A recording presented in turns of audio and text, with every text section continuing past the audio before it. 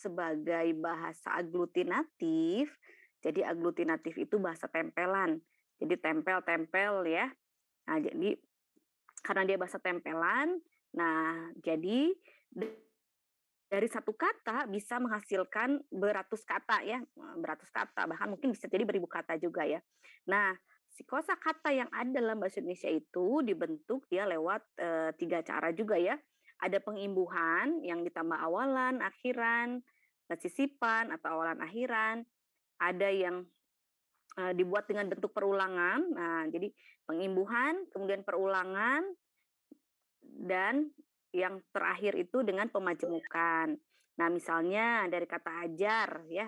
Ajar itu bisa ada belajar, ada pengajar, ada mengajari, mengajarkan gitu ya. Nah, kemudian dengan pengulangan misalnya pengajar-pengajar, belajar-belajar misalnya ya, pelajar-pelajar.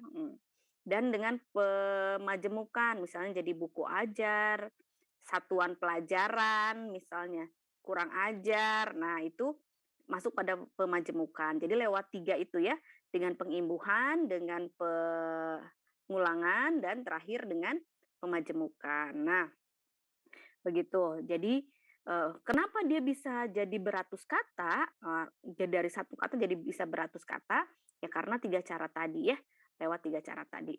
Oke, nah saya share screen dulu. Sudah,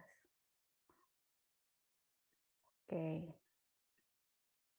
Nah, ini yang akan kita pelajari bentukan-bentukan kemarin sudah sebetulnya di ini ya, disinggung sedikit. Oke. Nah, nih tata kata. Nah, apa itu tata kata secara definisi ya?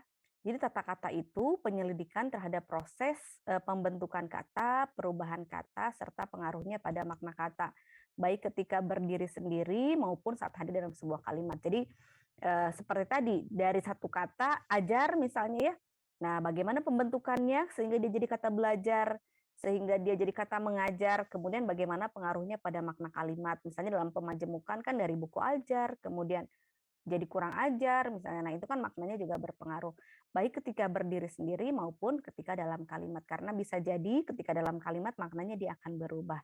Gitu ya.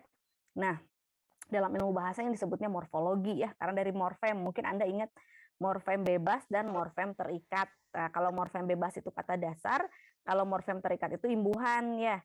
Yang ber, me, pe, di, seke itu awalan, kemudian akhiran kan, an, i, kemudian apalagi sisipan eleminer ya. Nah, dulu mungkin ketika belajar untuk SBMPTN atau di bimbel belajarnya seperti itu. Yang awalan, akhiran, dan sisipan ya. Ada juga yang awal akhir. Nah, begitu.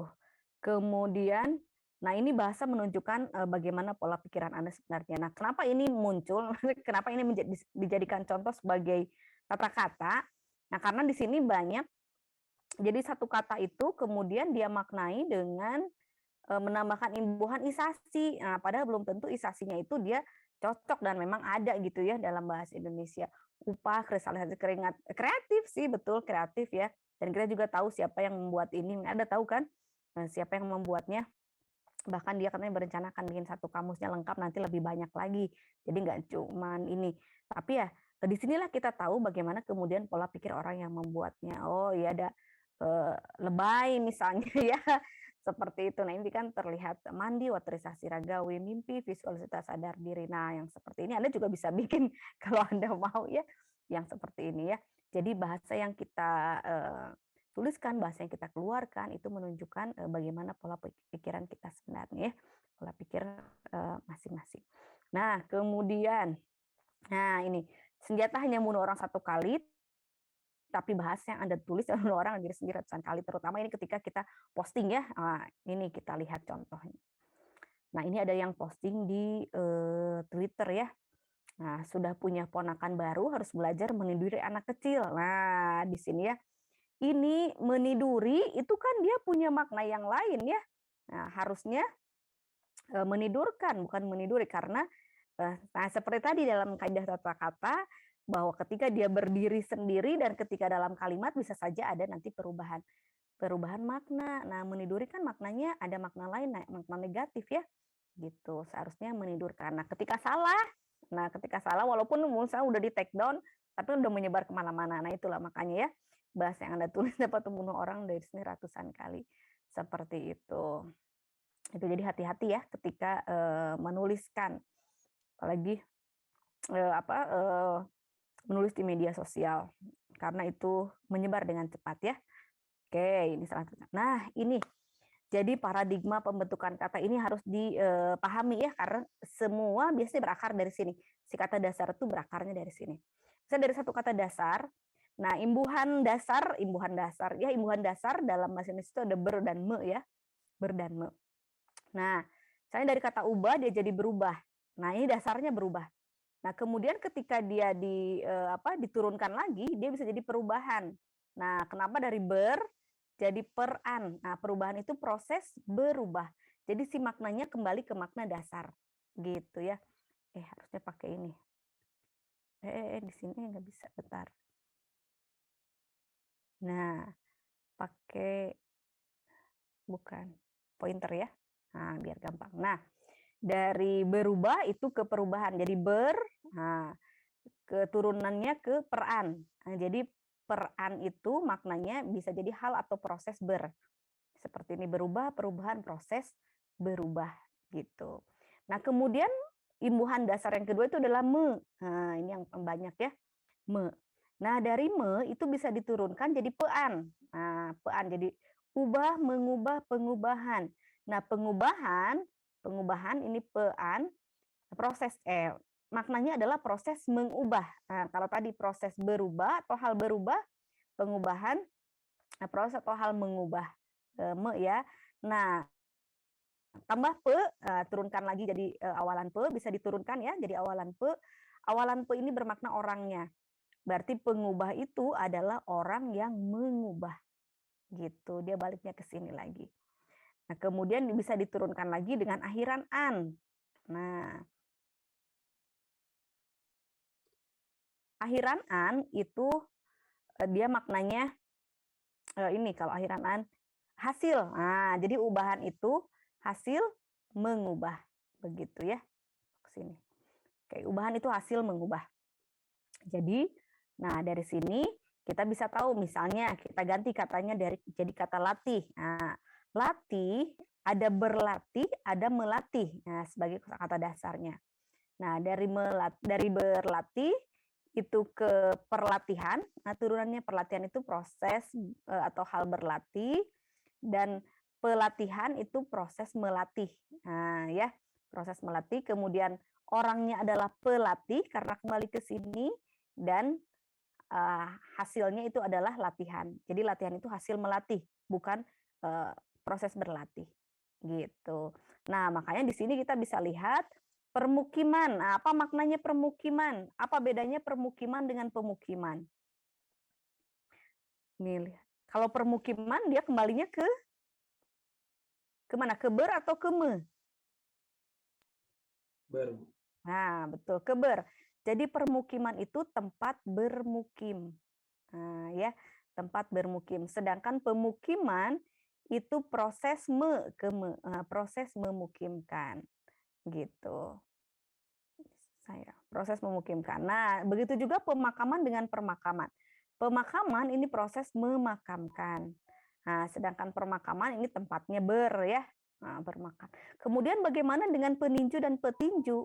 Nah, peninju ini orang yang atau ber. Kalau peninju atau ber ya? Bu. Nah, ya, peninju orang yang meninju, siapapun bisa ya menjadi peninju. Saya juga bisa jadi peninju. Karena orang yang meninju. Sedangkan petinju itu ke orang yang profesinya bertinju.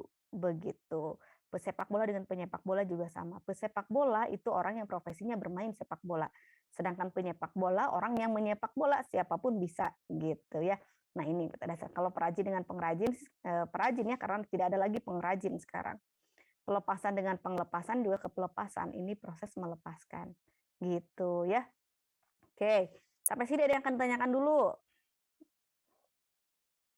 Ini paradigma ini. Jadi nanti ketika ada kata, satu kata misalnya apa ya, pengiriman. Nah, pengiriman itu berarti proses mengirimkan, misalnya seperti itu ya, karena lihat dari sini. Ini paradigma awal pembentukan katanya, ya, gitu.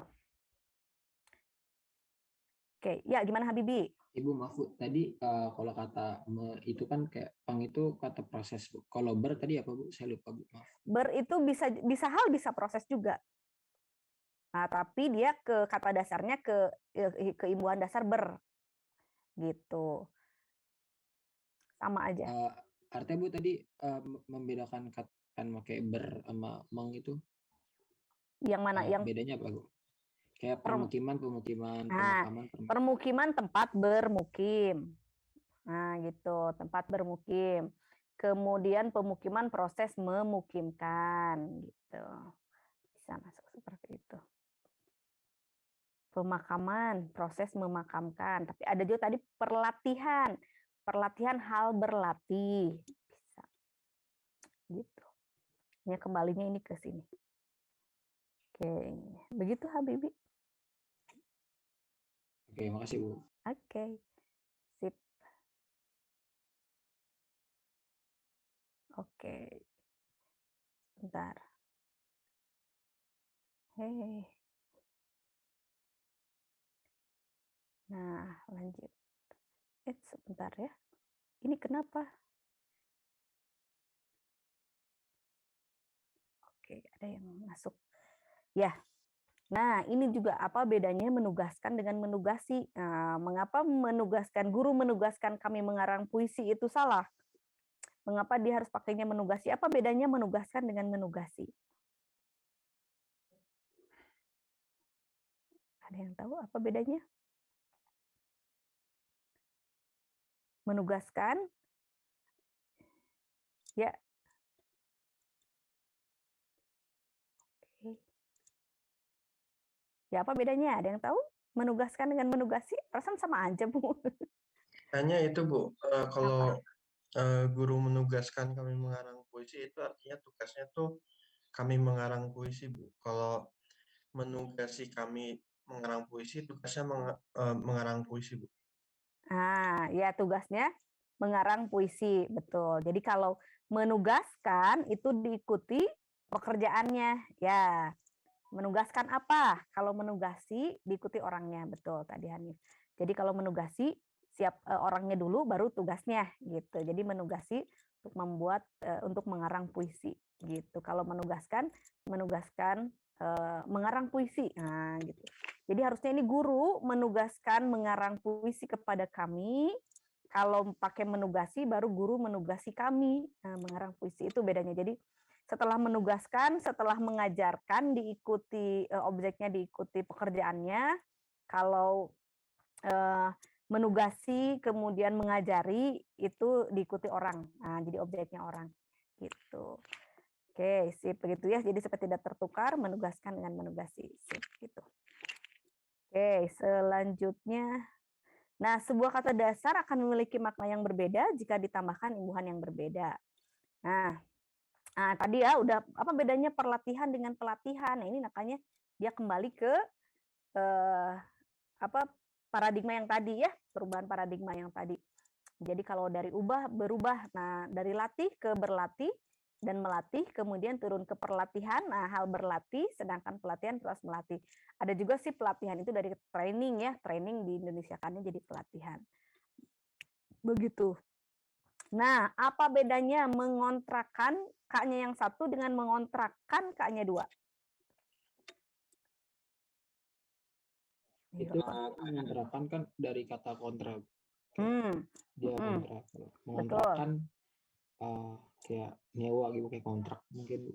Ya, betul sekali. Jadi ya mengontrakkan yang K-nya satu itu dari kontrak. Nah, kata dasarnya kontrak ya. Kontrak itu berselisih ya, berbeda. Nah, sedangkan kalau yang K-nya dua itu kata dasarnya kontrak gitu. Nah, sekarang kalau masukkan K-nya satu dengan masukkan yang K-nya dua, apa lagi bedanya? K-nya dua itu perintah, Bu. Nah, betul. K-nya dua perintah. Kalau yang K-nya satu? Itu semacam apa ya? Benda atau objek hasil memasukkan gitu atau ya. Dapat juga bisa. Nah, ya betul sekali. Jadi kalau yang masukkan K-nya 1 itu kata lain dari input lah ya. Bahasa Inggrisnya dari input itu masuk jadi masukan atau hasil memasukkan. Nah, itu jadi masukan K-nya 1, kalau masukkan yang K-nya 2 itu perintah. Betul sekali. Nah, sekarang apa bedanya memberhentikan dengan menghentikan? Beda kata dasar berhenti dan henti, Bu. Apa maknanya? Bedanya. Memberhentikan dengan menghentikan. Memberhentikan tuh ke orang lain bukan sih? Betul. Kalau menghentikan dia bisa benda ya. Kalau memberhentikan orang. Mengapa? Karena memberhentikan itu kata lain untuk memecat lah ya, memecat. Nah, memberhentikan. Makanya tidak boleh nanti digunakan memberhentikan itu untuk benda ya. Misalnya memberhentikan kendaraan juga nggak boleh. Tapi kalau kendaraan itu menghentikan ya, karena tidak bisa dipecat. Nah, begitu juga perhentian dengan pemberhentian. Perhentian itu tempatnya, tempat berhenti, pemberhentian itu proses memberhentikan. Jadi proses memecat gitu ya. Ini yang sering salah dan ini yang sering keluar, maksudnya ini yang sering jadi soal di UTS ya, tentang memberhentikan dengan menghentikan. Ketika dalam kalimat itu harus hati-hati karena memberhentikan itu untuk orang ya, memecat dengan kata lain, kalau menghentikan itu menyetop. Nah, gitu ya. Gitu. Kemudian apalagi kalau memenangkan dan memenangi, ada yang sudah baca memenangkan dan memenangi? Kalau memenangkan apa, memenangi apa? Apa bedanya? Aktif dan pasif kan, Ibu? Hah? Aktif dan pasif. Aktif dan pasif. Jadi kalau memenangkan itu pasif, Bu. Pasif. Kalau memenangi aktif gitu. Aktif. Jadi memenangi apa ya? Memenangi perlombaan, kalau memenangkan dibuat jadi menang, betul, dia jadi pasif ya. Ya, begitu. Jadi memenangkan misalnya wasit memenangkan Persib pada pertandingan itu. Nah, itu memenangkan, membuat jadi menang ya. Kalau memenangi siapa? Pasangan Gracia Poli memenangi Olimpiade. Nah, misalnya seperti itu ya. Jadi memenangi itu menang di mana gitu. Sip, begitu. Nah, udah ini mah apa bedanya? Nah, ini yang tadi kata-kata yang tadi itu berdasarkan kaidah-kaidah yang ada. Nah, ada 5 kaidah pembentukan kata. Itu kaidah yang pertama, itu ketahui dan pastikan bentuk dasarnya apa. Makanya tadi apa bedanya mengontrakan dengan mengontrakan, K-nya 1 dengan K-nya 2. Karena ini kaidahnya pastikan dulu bentuk dasarnya. Nah, masuk yang K-nya 1 dengan masuk yang K-nya 2 gitu. Setelah kita tahu bentuk dasarnya apa, baru imbuhannya gitu ya. Oh, masuk. Nah, tapi akhirannya yang berbeda, ada yang an, ada yang kan. Oh, itu ada kontra, kontra tambah mekan, kalau yang sebagai kontrak gitu. Begitu ya. Nah, ini memenangkan memenangi udah ada pelatihan juga sama ya. Tadi proses dengan ihwal. Seperti itu. Ini kaidah yang pertama untuk pembentukan kata. Kemudian yang kedua, kaidah yang kedua ini juga sudah familiar sih ya. Semua kata dasar yang diawali huruf kata SP, nah dia luluh ya, hilang gitu. Jika diserangkaikan dengan me dan pe. Jadi kejar, mengejar, tipu, menipu, percaya, mempercayai, sikut, mengikut ya. Gitu. Nah, catatannya ada kata yang tidak luluh. Nah, kenapa dia kemudian tidak luluh? Karena dia membedakan arti. Misalnya mengkaji dan mengaji ya. Kalau mengkaji itu kan harusnya dia luluh karena kan tanda dasarnya kaji tambah awalan me. Tapi karena maknanya berbeda, jadi ada mengkaji dan mengaji itu maknanya berbeda, jadi dua-duanya tetap benar ya, duanya tetap digunakan. Kalau mengkaji ilmu pengetahuan, kalau mengaji itu mendaras kitab suci gitu ya. Dan mempunyai pengecualian kata karena katanya masih tetap ketika tambah me itu jadi empunya, padahal kan di kata dasarnya tetap punya ya. Tapi dia masih jadi mempunyai, tidak jadi mempunyai begitu ya. Ini kaidah yang kedua. Oke. Selanjutnya nih kaidah yang ketiga. Kata yang diawali dengan 2 konsonan berurutan. Nah, ini yang kemarin ada ya. PR, ST, SK, TR, SPKL, dia tidak hilang, tidak luluh ya. Jika ditambah awalan me dan pe. Mengapa? Karena dia 2 konsonan. Nah, disebutnya konsonan ganda ya, konsonan ganda gitu. Nah, ini misalnya produksi, jadi memproduksi, stabil, menstabilkan, sketsa, mensketsa, tradisi, mentradisikan, spesial, menspesialkan ya, klasifikasi, mengklasifikasikan, dan kritik, mengkritik, begitu. Nah, ini untuk PR dan teman-temannya. Jadi lihat dulu ketika me dan pe, oh di depannya kata SP, tapi setelah kata SP-nya lihat kalau dia vokal maka luluh, kalau dia setelah kata SP-nya konsonan maka tidak luluh ya. Begitu. Nah, ini catatan khusus untuk PR. Nah, khusus ini ya. Jika tambah awalan pe, PR-nya luluh. Nah, kalau khusus ya untuk yang PR aja, kalau yang lain enggak. Jadi kayak memprogram, dari kata program, memprogram, pemrograman jadinya, pemrogram ya orangnya. Kemudian produksi, memproduksi, dan pemproduksi. Itu kalau yang lain kan dia tetap ya stabil, menstabilkan, penstabilan misalnya, atau penstabil, pensketsa gitu. Kalau ini R-nya jadi luluh. Ini khusus untuk yang PR ya, catatannya untuk yang PR. Gitu, ini kaidah yang ketiga. Kaidah yang keempat itu nih awalan ber. Nah, dia bervariasi menjadi bel hanya jika diserangkaikan dengan kata ajar. Jadi yang berjadi bel itu cuman ajar aja ya. Jadi belajar. Kalau yang lain tidak ada lagi. Misalnya dia mungkin karena vokal dari ubah tetap berubah, tidak jadi berubah ya. Karena ini hanya khusus untuk kata ajar. Gitu, tidak bisa lagi dengan kata yang lain ya. Khususon, spesial gitu. Nah, bagaimana dengan berdanter yang lain? Nah, dia hilang ya, bervariasi jadi be dan te, jadi R-nya hilang. Nah, ini seperti yang kemarin. Jika diserangkaikan dengan kata yang suku pertamanya ada ER. Nah, ini sudah ya kayak bercermin. Nah, contohnya. Karena cermin. Nah, jadi becermin, bukan bercermin ya. Serta, beserta. Ternak, beternak, ya. Kerja, bekerja. Derma, bederma. Kemudian percaya. Nah, percaya ini kan percaya, maka jadi terpercaya, terpercaya atau terpercaya. Nah, ini terpercaya dia masih bisa digunakan karena untuk makna paling ini aja ya. Jadi paling dipercaya. Jadi kalau dia terpercaya, oh dia orang yang dapat dipercaya. Tapi kalau dia terpercaya, dia orang yang sangat. Nah, gitu yang paling dipercaya gitu. Kemudian terperdaya ya, terperdaya jadinya R-nya hilang gitu. Nah, ini bercermin. Nah, kalau bercerita, luluh tidak? Kalau bercerita. Luluh enggak? Apakah jadi bercerita atau tetap bercerita? Ya. Luluh enggak? Nggak perlu dihilangin, Bu. Soalnya kan kalau ri itu bukan konsonan, Bu.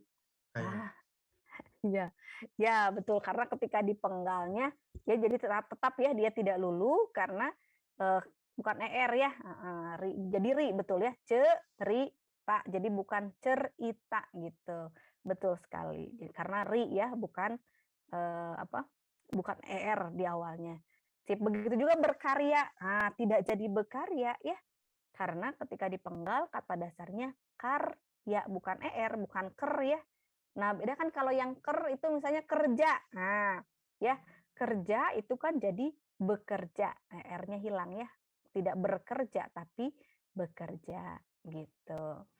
Nih, yang kaidah yang ketiga ya berkaitan dengan ber dan ter. Ter juga sama ya. Nah, ini kaidah udah tadi yang keempat ya. Nah, ini yang terakhir kelima itu untuk yang prefiksnya jadi menge dan penge. Nah, jika bergabung dengan kata dasar bersuku satu yang 3 huruf ya. Bor, cat, pel, tik, lem. Nah, jadi mengebor, mengecat, mengepel, mengetik, mengelem. Pengeboran, pengecatan, pengepelan, pengetikan, pengeleman. Gitu ya. Nah, ini karena kata dasarnya hanya satu suku kata. Apalagi sah, jadi mengesahkan ya. Bukan mensahkan, tapi mengesahkan. Nah, apalagi lap, jadi mengelap, bukan melap ya, gitu. Lagi nggak? Ini mah ini pergunakan mas. Jadi dari tadi kaidah-kaidah yang tadi ya silahkan dipergunakan ketika dalam sebuah kalimat. Nah ini biasanya dalam kalimat ini harus benar ya. Ada lagi? Oh, udah. Sip, sampai sini ada yang akan ditanyakan? Kata-kata mah simple apa teorinya. Nah, hanya kemudian bagaimana dalam praktiknya ya. Oke, ada yang akan ditanyakan sampai sini? Tidak ada? Oke. Baik, kalau tidak ada di Teams, sudah masuk Teams semua? Microsoft Teams ada assignment perlatihan tata kata. Sebelum kita ke buku, ke sini dulu. Nah, hadirnya tomorrow. Sekarang hari ini tanggal berapa? Tanggal 7 ya. Oke, bentar. Dulu.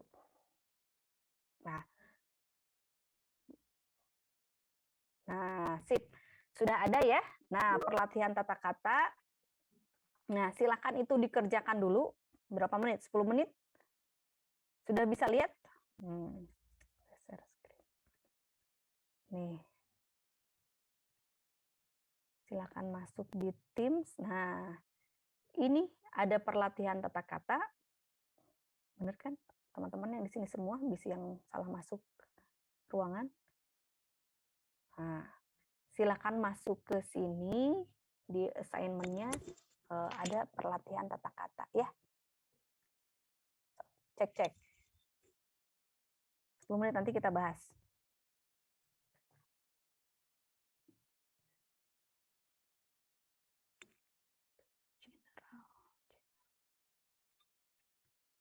Kalau ada yang kesulitan, berkabar ya.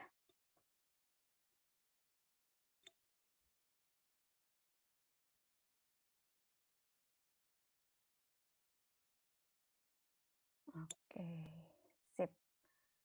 Sudah banyak yang masuk.